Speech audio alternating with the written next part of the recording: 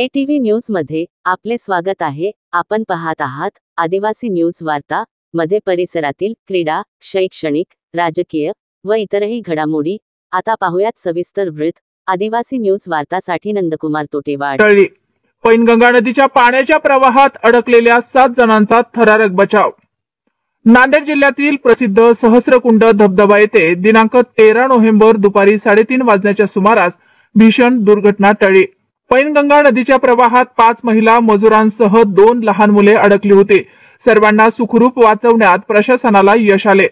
तेलंगणा राज्यातील आदिलाबाद जिल्ह्यात कापूस वेचणीसाठी गेलेल्या मजूर महिलांचा हा समूह त्यांच्या मूळ गावी एकंबा येथे परतत होता। दरम्यान पैनगंगा नदी पात्रातून जात असताना मुरली येथील उच्च पातळी बंधाऱ्यातून पूर्व सूचना न देता पाणी सोडण्यात आल्याने नदीचा प्रवाह अचानक वाढला। त्यामुळे या महिलांसह 2 बालके नदीच्या मध्यभागी अडकले होते। अडकलेल्या मजुरांमध्ये गजराताई काटेवाड, कोमल काटेवाड, सुवर्णा गांधरवाड, कामिनी गांधरवाड, अनुसया दिगंबर तळमवाड, विनायक गांधरवाड, 8 महिन्याची बालक व 5 वर्षीय मुलगी यांचा समावेश होता।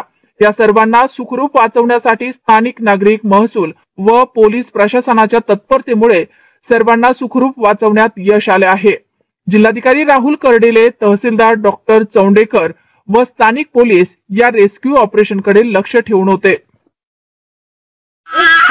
मला जशी बातमी मिळाली की इथे 5 महिला आणि 2 बालके अडकलेले आहेत, तसं मी वरिष्ठ कार्यालयात देखील कळवलंय आणि इथे या बायका अगदी गंभीर परिस्थितीमध्ये प्रवाहामध्ये अडकलेल्या होत्या आणि माननीय जिल्हाधिकारी श्री राहुल कर्डिले साहेब यांच्या मार्गदर्शनाखाली इथे API आपले श्री भोसले साहेब आणि सर्व टीमनी, महसूलच्या आणि पोलीस टीमनी इथे या सगळ्या अडकलेल्या महिलांना आणि बालकांना सुखरूपपणे वाचवलेला आहे।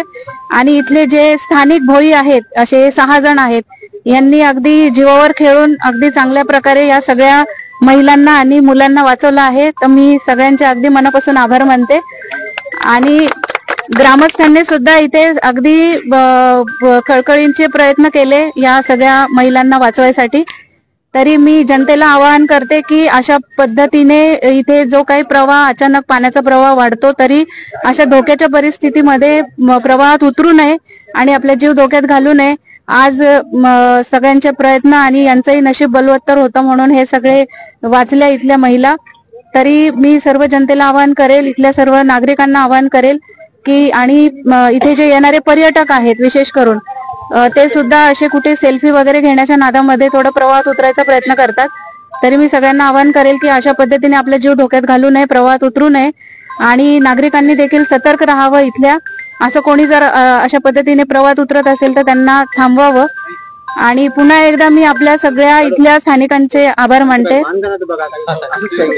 नक्की नक्की तरी सगळ्यांचे मनपूर्वक आभार आणि या सगळ्या महिला इथल्या यांचा जीव वाचला त्याबद्दल मला तहसीलदार, इथल्या तालुक्याचे तहसीलदार आणि या सगळ्या टीमचे मला खूप अभिमान वाटतो, चांगलं वाटतंय। धन्यवाद।